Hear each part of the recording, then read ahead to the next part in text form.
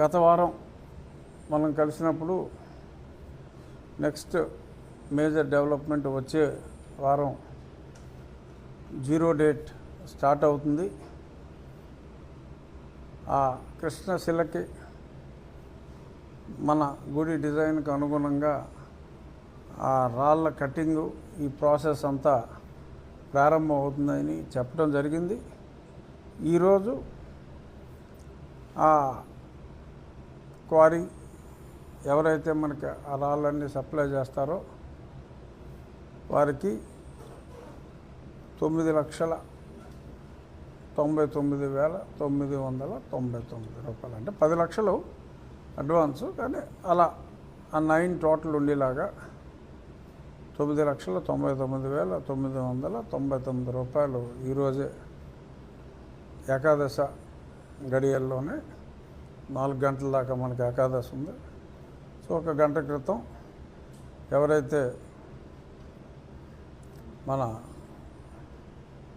మాణిక్యాలరావు దుర్గాప్రసాద్ గారు లాయరు, వారు check power వారిద్దరికి ఇవ్వటం జరిగింది. ఆకివీళ్ళలోనే ఉంటారు వారు. సో ఆ పేమెంట్ ఇవ్వటం జరిగింది. తర్వాత ల్యాండ్ డెవలప్మెంట్ ఒక 15 రోజుల్లో ఆ సైటు, ఆ పాత అంతా ఇదిగో ప్రస్తుతం పరిస్థితి ఇలా ఉంది కదా. సో ఇదంతా కూడా కొంచెం శుభ్రం చేసి అదంతా తీసివేసి ఆ ల్యాండ్ సరి చేసుకొని మనం భూమి పూజ ఖచ్చితంగా మే నెలలో భూమి పూజ చేసే విధంగా అది ప్లాన్ చేయడం జరుగుతుంది. బట్ ఈరోజు నుంచి మనకి జీరో డేట్ స్టార్ట్ అయింది. సో ఆ స్టోన్ కటింగు అక్కడే కొన్ని స్టోన్స్, విజయవాడ దగ్గర గన్నవరంలో మరికొన్ని స్పెషల్ డిజైన్కి సంబంధించినవి, ఇవన్నీ గతంలో చెప్పినట్టుగా 3 నుంచి 3.5 మాసాల్లో అన్నీ రెడీ చేసి ఇక్కడ సైట్లో ఎరక్షన్ స్టార్ట్ అవుతుంది.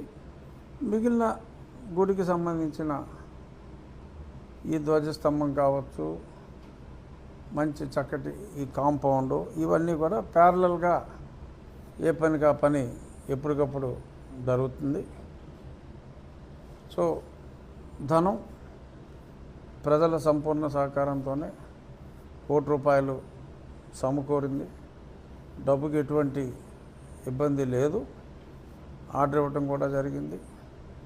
డిజైన్స్ అన్నీ కూడా పూర్తిగా సంపూర్ణ స్థాయిలో శివనాగిరెడ్డి గారి నేతృత్వంలో రెడీ అయినాయి.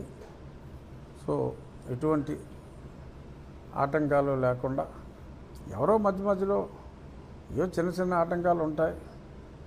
ఎందుకంటే ఇప్పుడు ఎక్కడ దేవాలయం వచ్చినా సరే చాలా క్రిస్టియన్ సంఘాల వాళ్ళు అసలు దేవాలయం నిర్మాణం అసలు భారతదేశంలో దేవాలయాలే కట్టకూడదు అన్నట్టుగా చాలా ఉన్మాదంగా ప్రవర్తిస్తున్నారు. నేను ఇందాక ఒక వీడియో చూసా. ఎవడో some is not even a Dalit, ఎవరో బీసీ క్రిస్టియన్ను, అతడు ఏదో అరుస్తున్నాడు పిచ్చి కుక్క మాదిరి. ఏంటంటే ఈస్ట్ గోదావరి క్రిస్టియన్ జిల్లా, పశ్చిమ గోదావరి క్రిస్టియన్ జిల్లా, కృష్ణా జిల్లా అని ఏదో 5-6 జిల్లాలు ఆల్రెడీ కైవసం చేసుకున్నారట. అజయ్ ఎవడో ఏదో కైవసం చేసుకున్నారట. ఇంకేయో మిగిలిన జిల్లాలు చేసి రాష్ట్రాన్నే కైవసం చేసుకుంటామని చెప్పి ఏదో పిచ్చివాగుడు అతను వాగటం జరిగింది. సరే, అది పిచ్చివాగుడుగా మనం వదిలేయకూడదు. ఇటువంటి ఉన్మాదుల్ని ఒక పిచ్చి కుక్క అని రోడ్డు మీద వదిలేస్తే మరి ఆ ర్యాబీస్ వ్యాధి సోకి ప్రజలకు ఎంత హానికరమో, అలాగే ఇటువంటి పిచ్చివాగుడు వాగే వారిని మరి అదుపులో ఉంచవలసిన బాధ్యత ప్రభుత్వాల మీద ఉంది. ఇక ఈ సందర్భంగా చాలామంది కొంచెం ప్రజల్ని తప్పుదోవ పట్టిస్తున్నారు. సుప్రీంకోర్టు తీర్పు వచ్చిన తర్వాత, సుప్రీంకోర్టు తీర్పు అంతకుముందు అలహాబాద్ హైకోర్టు చెప్పింది కూడా, సుప్రీంకోర్టు కూడా గతంలో వేరే ఇన్స్టెన్స్లో చెప్పింది. ఈ విషయం మనం చాలాసార్లు మాట్లాడుకున్నాం. అంత స్పష్టంగా తీర్పు వచ్చిన తర్వాత కూడా మరి ప్రణబ్ ముఖర్జీ గారు నాకేదో సర్టిఫికేట్ ఇచ్చాడు,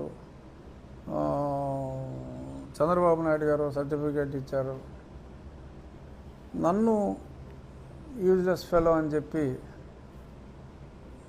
నేను మాట్లాడానని ఒక ఆర్డీఓ స్థాయి నుంచి ప్రమోషన్ల మీదుగా అంచెలంచెలుగా ఐఏఎస్గా ఎదిగి షెడ్యూల్ క్యాస్ట్ రిజర్వేషన్లోనే అయిన వ్యక్తి. సరే, అతను క్రిస్టియన్ అని చెప్పి అతని మాటల్లోనే అర్థమైంది. సరే, ఏదో దొంగ సర్టిఫికేట్ ఏదో పెట్టుకున్నాడు. ఇప్పుడు సబ్జెక్ట్ ఏంటంటే, అతను మాట్లాడుతూ 75 సంవత్సరాలుగా ఇలాగే ఎస్సీ సర్టిఫికేట్తో క్రిస్టియన్లు నడవలేదా, ఇప్పుడు అలాగే నడుస్తుంది అని చెప్పి పబ్లిక్లో మరి అతనికి ఏదో పార్టీ ఉందంట, ఏంటా పార్టీ పేరు, ఏదో వెరైటీగా ఉండదు, మీకు తెలీదా, గుర్తులేదా? అటు విజయ్ కుమార్ అన్నాడు పార్టీ ఏంటి, 70 కోట్లు శ్రావణలే కాదు, విజయ్ కుమార్ అన్న అతనికి ఎంపీకి పోటీ చేస్తే తిరుపతిలో 4203 ఓట్లు వచ్చినాయి. అతని కన్నా 4 ఇండిపెండెంట్లకి ఎక్కువ వచ్చినాయి, 4 ఇండిపెండెంట్లకి అతనికన్నా ఎక్కువ వచ్చినాయి. అతను పార్టీ, అతను పాదయాత్ర చేసిన ప్రతి ఓడి హీరో అయిపోడు కదా. లిబరేషన్ కాంగ్రెస్ అంటాయా అతను పార్టీ పేరు, లిబరేషన్ కాంగ్రెస్, అది. సో అతనికి వచ్చిన ఓట్లు అవి. సో అతను ఇలా ప్రజల్ని తప్పుదోవ పట్టించి దళిత సోదరుల్ని మిస్లీడ్ చేస్తున్నారు. సో ఈ రకంగా వ్యక్తులు రాజ్యాంగాన్ని it's an abuse, constitutional abuse చేస్తే దానికి శిక్షలు ఉన్నాయి. వక్రీకరించి రాజ్యాంగాన్ని చెప్పటం అనేది, పైగా ప్రణబ్ ముఖర్జీ గారి దగ్గర అవార్డు అందుకుని, చంద్రబాబు నాయుడు గారి దగ్గర అవార్డు అందుకుని, ఒక పార్టీని స్థాపించి మరి ఇన్ని చేసిన వ్యక్తి, ఎప్పుడు నిరంతరం సెల్ఫ్ డబ్బాలు కొట్టుకుంటూనే ఉండే వ్యక్తి ఈ రకంగా ప్రజల్ని అన్యాయంగా తప్పుదోవ పట్టించడం అనేది చాలా దారుణం. వాళ్ళు ఎక్కడైనా సరే అది మానుకోవాలి. ఇక అజయ్ లాంటి వాళ్ళు ఇంకా చాలామంది ఈ రకంగానే మాట్లాడుతున్నారు. ఆర్టికల్ 25 ప్రకారం మాకు హక్కు ఉంది, ఆర్టికల్ 25ని కాదంటానికి ఈడెవడు ఆడెవడు అని మాట్లాడుతున్నారు. అరే బాబు, ఆర్టికల్ 25 జోలికి ఎవరు రాలేదురా నాయన. నీకు కావాల్సిన మతం మారే స్వేచ్ఛ నీకు ఇచ్చింది. అవును, నువ్వు మతం మారావు. నువ్వు మారిన మతం కులాతీత మతమైనప్పుడు ఆ మతంలోకి కులాన్ని చూపించే అధికారం ఏ రాజ్యాంగానికి లేదు.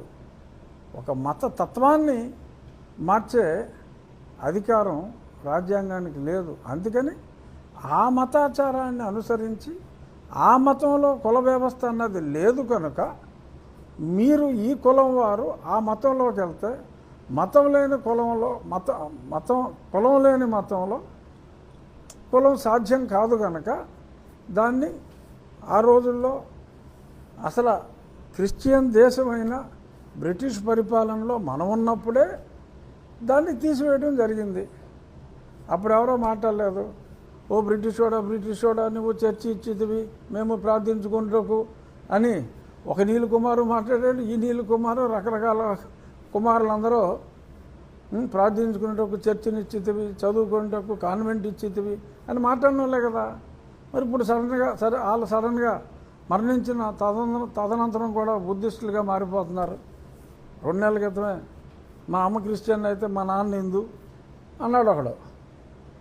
ఏమో కాబోలనుకున్నాం. ఇప్పుడు సడన్గా మరణానంతరం బుద్ధిస్టుగా మారిపోయాడు. మారిపోయి క్రిస్టియన్ ఆచారం ప్రకారం పూడ్చివేయబడ్డాడు. ఏంటో మరి మనకు అది అర్థం కాదు. సరే, అదొక ప్యారలల్ ట్రాక్ అనుకో. బట్ బేసిక్గా నేను చెప్పేది ఏంటంటే, దయచేసి మా హిందూ